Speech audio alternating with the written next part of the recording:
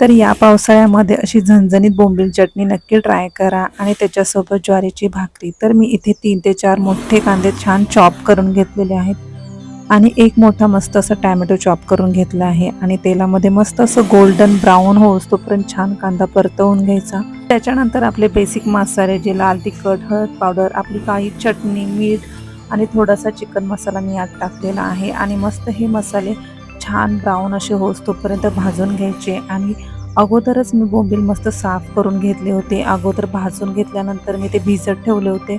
त्याच्यातले काटे मस्त पूर्ण काढून घेतले आणि त्याच्यानंतर ना हे एकदम छान असं परतवून घ्यायचं तेलामध्ये आणि थोडंसं पाणी टाकून ह्याच्यामध्ये 10 ते 15 मिनटं वाफ काढून घ्यायची आणि त्याच्यानंतर तुमची बोंबील चटणी तयार आहे.